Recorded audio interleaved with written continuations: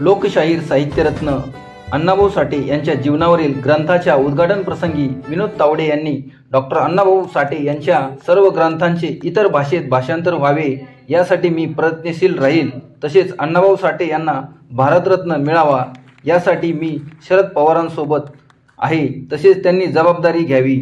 नरेंद्र मोदी यांच्याकडून ते अनेक कामे करून घेऊ शकतात आणि या कामासाठी मी शरद पवार साहेबांसोबत आहे, असे वक्तव्य बीजेपीचे राष्ट्रीय सरचिटणीस विनोद तावडे यांनी केले. पुण्यातील बालगंधर्व रंगमंदिरात ते बोलत होते. विश्वासराव पाटील मंचावर सर्व मान्यवर, खासदार निराते आणि उपस्थित सर्व बंधू आणि भगिनी, जेव्हा मला विश्वासराव पाटील फोन केला की असा असा विनोदजी कार्यक्रम तुम्हाला यायचा आहे, ते दोन विचार माझ्या मनामध्ये आले. एक तर स्वाभाविक असा आलं की विश्वासराव पाटलांचा त्यांनी जो उल्लेख केला 35 वर्षापूर्वी पानिपत पुस्तक लिहिलं होतं, तोपर्यंत पानिपत म्हणजे मराठ्यांचा पराभवाचा इतिहास असंच मनामध्ये एक होतं. काय भारतात इंग्लंडमध्ये पानिपत झालं 42 मध्ये ऑल आउट झालं. ते पानिपत हा शब्द पराभवाचा होता, पण तुमच्या त्या पुस्तकानंतर पानिपत हा मराठ्यांचा गौरवाचा इतिहास आहे. हा खऱ्या अर्थाने ज्यावेळी मी भारतीय जनता पार्टीचा राष्ट्रीय पदाधिकारी म्हणून हरियाणाचा प्रभारी होता आणि म्हणाले महाराष्ट्र मराठे क्या आए थे, क्या लड़े थे, उसके बाद किसी मुगल ने यहाँ इस हिंदुस्तान में आने की हिम्मत नहीं की. हे जे तुम्ही पानिपत पुस्तकात लिहिलं होतं ते प्रत्यक्ष अनुवाद मिळालं आणि त्यामुळे या कार्यक्रमाला नक्की यावं असं वाटत होतं. पण त्याचवेळी म्हणलं असं निवडणुकांचे दिवस जवळ आले. रावसाहेब कसबे सर येणार, ते विशेष झोत टाकणार. माननीय शरद पवार साहेब झोत टाकतात, त्याचा परिणाम कुठे आहे शोधण्याचा सगळ्यांचा वेळ जातो.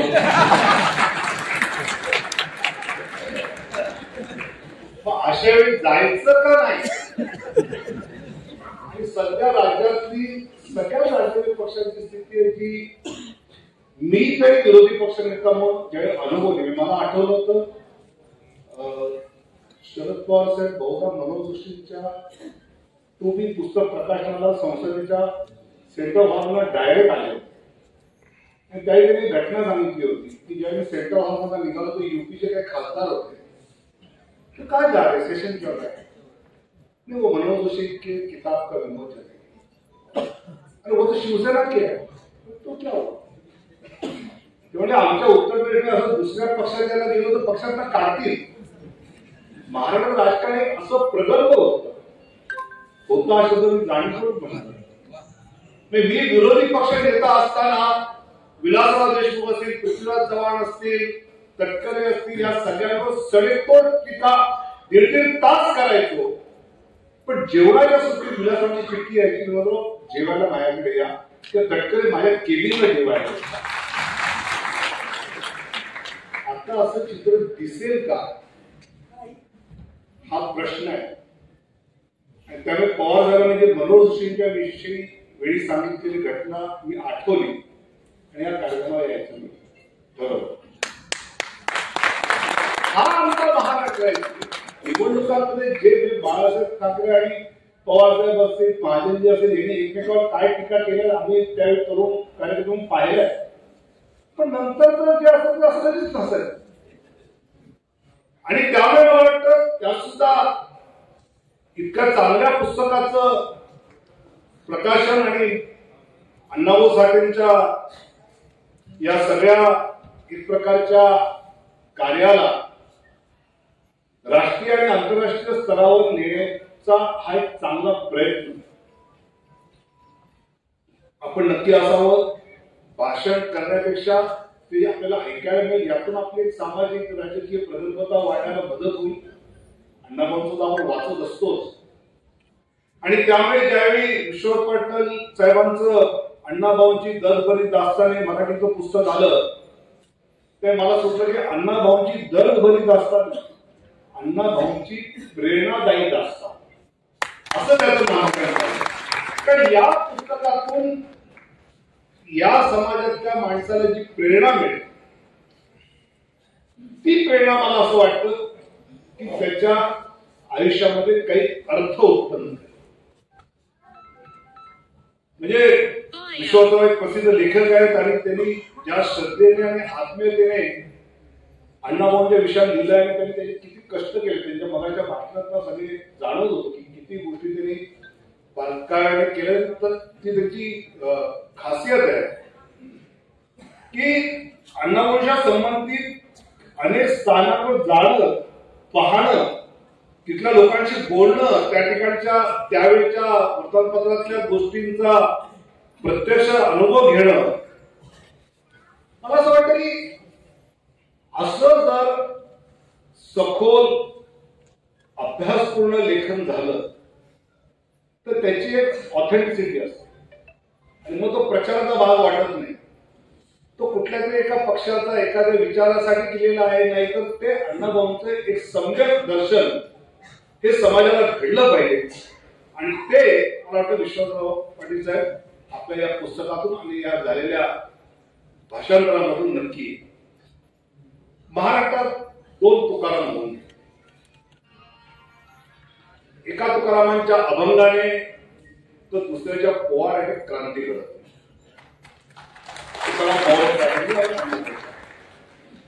आणि मला असं वाटतं की अण्णाभाऊंचा जसं आपण सगळ्यांनी आधी उल्लेख केला की फारसं प्रकाशित न झालेलं व्यक्तिमत्व किंवा दुर्लक्षित झालेलं त्यांचं साहित्य या दोन्हीची दखल केवळ महाराष्ट्राने नाही तो संपूर्ण देशाने घेतली पाहिजे. आणि विश्वासराव आज यांचं भाषांतर आपण हिंदी आणि इंग्रजीमध्ये केलं आहे. मी नक्की आपल्याला या ठिकाणी आश्वासित करतो की हे देशाच्या अन्य भाषा सुद्धा भाषांतरित झालं पाहिजे ही जबाबदारी मी नक्की घेतो. आणि पुढची भारतरत्न जबाबदारी जी आहे ती पवार साहेबांच्या मदतीला मी नक्की असेल कारण ते बऱ्याच गोष्टी ते मोदी साहेबांकडे करून देऊ शकतात हे महाराष्ट्राने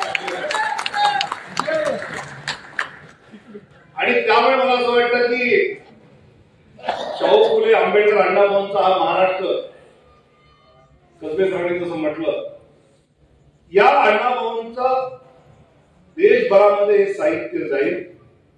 हे हिंदी साहित्य अकादमीचं रावसाहेब मनापासून धन्यवाद केले पाहिजे की आपण या साहित्य रत्न साहित्य सम्राटांचं हे आवर्जून भाषांतरित करून आपण हा चांगला एक पायंडा पाडलाय. म्हणजे ज्यावेळी अण्णाभाऊंविषयी वाचत होते पंडित जवाहरलाल नेहरूजी रशियात गेले होते आणि तिथल्या लोकांनी विचारलं की राज कपूर अण्णाभाऊ साठे कैसे आहे तर त्यांच्या पीएमओ ऑफिसला अण्णाभाऊ साठे पुण्याची माहिती यशवंत चव्हाण घ्यावी लागली. पण रशियाकडे माहिती होती. रशियात माहिती असणारे आंतरराष्ट्रीय स्तरावर माहिती असणारे अण्णाभाऊ साठे आपल्या देशातल्या सगळ्या राज्यात पोहोचलेच पाहिजे आणि ते पोहोचवायचं काम अगदी आपण सर्वजण मिळून करू. त्याची लागेल मदत ती दिली नक्की करेल असं मला आत्मविश्वासाने वाटतं. अण्णाभाऊंची शाळा 1.5 दिवसाची वगैरे सगळं आपण ऐकलंय. अनेकांना असं वाटतं की आपण पदवीधर जाऊन म्हणजे शिक्षित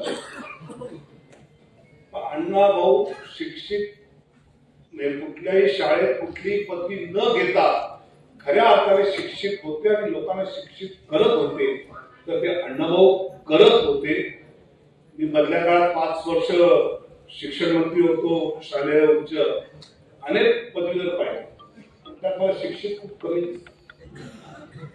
अण्णाभाऊंच्या विषयात मात्र आवर्जून हे वेगळ्या अर्थाने आपल्याला पाहायला मिळतं.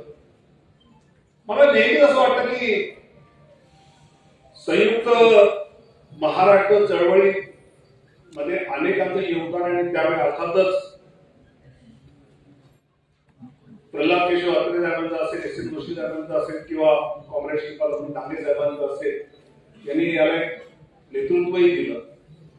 पण त्याच संयुक्त महाराष्ट्र चळवळीमध्ये सामान्य माणसापर्यंत ही चळवळ पोचवायचं जे काम यांच्या बरोबर केलं होतं ते अण्णाभाऊ साठे, शाहीर अहमद शेख आणि शाहीर गव्हाणकर साहेबांनी केलं होतं. हे सुद्धा आवर्जून महाराष्ट्राने लक्षात ठेवलं पाहिजे, जे अनेक वेळा विसरलं जातं. आणि अण्णाभाऊंचं त्या सगळ्या सामान्य माणसापर्यंत जाऊन त्या सामान्य माणसाला प्रेरित करणं, एक एक शब्द असे रोमांच उभे करतात आणि तुम्हाला काही क्रांती करायला प्रेरित करू शकतात. असं हे सगळं साहित्य जे आपण अण्णाभाऊंचं पाहतो, त्यावेळी त्यांचं योगदान आहे. गोवा मुक्ती संग्रामात सुद्धा त्यांचं एक वेगळं योगदान होतं. मला वाटतं की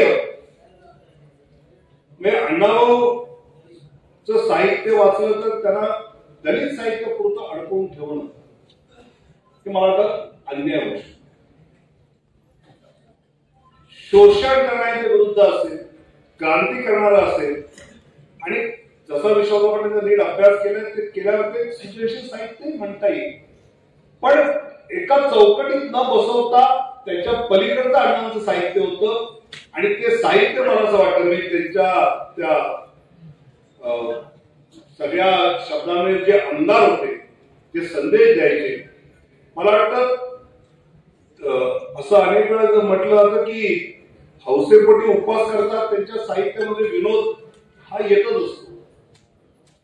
पण ज्याला सक्तीने उपवास करावा लागतो त्यांच्या साहित्यात क्रांतीच्या ठिणग्या असतात. त्यांच्या अण्णाभाऊच्या लिखाणामध्ये आपल्याला पाहायला मिळतात. त्यांच्या अनेक कादंबऱ्या आणि त्यातली वेगवेगळ्या विषयांविषयी महिलांची सगळी त्यांनी जी उभी केलेली व्यक्तिमत्व आहे, चित्रा असतील किंवा शिला असतील, त्या सगळ्या गोष्टी करत असताना त्यांनी सहजपणे या समाजातल्या असणाऱ्या ढोंगीपणावर असेल, अन्यायावर असेल, शोषणावर असेल, जे सहज वक्तव्य केलंय. मला वाटतं की ते आजही म्हणजे ज्यावेळी त्यांच्या काही साहित्यावर सिनेमे निघाले, काही त्या सिनेमांमधून ते संदेश द्यायचा प्रयत्न केला. पण आज मला सर्व ओटीटी प्लॅटफॉर्म इतका मोठा आहे, त्या ओटीटी प्लॅटफॉर्मच्या माध्यमातून सुद्धा अण्णाभाऊंच्या त्यावेळेचं साहित्य आजच्या तरुणाला सुद्धा विचार करायला लावेल, तर ते ओटीटीच्या माध्यमातून चांगल्या पद्धतीने लोकांसमोर आणता आलं. आणि मला नक्की खात्री आहे की ज्यावेळी वेगवेगळ्या भाषांमध्ये साहित्य जाईल, त्यातून अशी निर्मिती करणारे चित्रपट निर्माते पुढे येतील, लेखक पुढे त्यातले येतील, आणि ते युवा पिढीला चांगल्या पद्धतीने कळेल. या पद्धतीने ओटीटी प्लॅटफॉर्मवर अण्णाभाऊंच्या साहित्यातल्या अनेक आपल्याला पुढे जाऊन काही सिनेमे पाहायला मिळतील, हा मला नक्की खऱ्या अर्थाने विश्वास आहे. आणि त्यामुळे मला वाटतं की केवळ त्यांच्या साहित्याच्या माध्यमातून त्यावेळीची स्थितीचं वर्णन एवढ्यापुरतं आपण न थांबता, म्हणजे कादंबरीच्या बरोबर तमाशातील गडगडणी, लावण्या, पोवाडे, भगनाट्य, लोकनाट्य लिहित त्या हाडाचे कलाकार म्हणून सुद्धा मानले जातात. खुडवाडी हा त्यांचा पहिला कथा संग्रह होता की ज्याची पात्र त्यांनी सजीव केली होती. एक साहित्यिक, एक व्यक्ती साहित्याच्या इतक्या अंगावर लिहू शकतो. आपल्याला एखादं माहिती की हे कथाकथनकार म्हणून प्रसिद्ध आहे, हे कवी म्हणून प्रसिद्ध आहे, हे या पद्धतीने प्रसिद्ध आहे. पण अण्णाभाऊ मध्ये आपल्याला या सगळ्या गोष्टी पाहायला मिळतात. आणि त्यामुळे त्यांना मला वाटतं साहित्य रत्न हे जे त्यांना पदवी आपण सहजपणे देतो, आणि ते रत्न मला असं वाटतं आपल्या महाराष्ट्राचं आहे. हा स्वाभाविकपणे आपल्याला आपल्या अभिमानाचा विषय असतो. आणि त्यामुळे हे साहित्य वाचत असताना माझ्यासारख्या कार्यकर्त्याला एवढंच वाटतं की जसं मॅक्सिम गॉर्की यांनी एका ठिकाणी म्हटलं की शब्द आणि कल्पनाच्या साधनांवर उभारलेल्या कलेचे खरं वैशिष्ट्य मानवी चुकांचे जाण करून देणं हेच आहे, असं म्हणता येणार नाही. गॉर्कीने फार चांगल्या पद्धतीने की त्याच्या बाह्य जीवनाच्या परिस्थितीवरून वरच्या पातळीवर देण्याचा प्रयत्न करणं, म्हणजे नुसतं वास्तव नाही तर त्यातून ते कसं वेगळ्या पातळीवर नेता येईल यासाठीचा साक्षात्कार मानवाला करून देणं, हे जे मॅक्सिम गॉर्कीने अपेक्षित केलंय, मला असं वाटतं की अण्णाभाऊंच्या लेखनातून ते अपेक्षित आहे. त्याच्यावर आपण समाजाला पुढे चाललो की यातून आपल्याला पुढे जायचंय. आणि या पद्धतीने पुढे जात असताना आपल्याला समाजाचं हे चित्र पाहायचंय, तर ते चांगलं चित्र निर्माण करण्यासाठी विचारधारा कुठलीही असो, गावी असेल, इटली असेल, नदी असेल, काही असेल, पण अण्णाभाऊंचं साहित्य या सगळ्या विचारधारांना नक्कीच प्रेरणा देईल, दिशा देईल, हा माझा विश्वास आहे. आणि त्यामुळे मला असं वाटतं की हे साहित्य केवळ एका विशिष्ट दलित वर्गाचं आहे असं न मानता हे संपूर्ण भारत देशाचं आणि ते संपूर्ण भारताच्या सगळ्या राज्यापर्यंत आपण पोहोचवलं पाहिजे असा प्रयत्न आपण सगळ्यांनी मिळून जर या निमित्ताने केला तर मला असं वाटतं की खऱ्या अर्थाने की अण्णाभाऊंना राहिलेली विनम्र आदरांजली राहील आणि ती आपण सगळं मिळून वाहूया. इतकंच बोलतोय माझं बोलणं संपवतो. धन्यवाद. जय हिंद, जय भारत. माझा इंडिया न्यूज, बालगंधर्व रंगमंदिर, पुणे.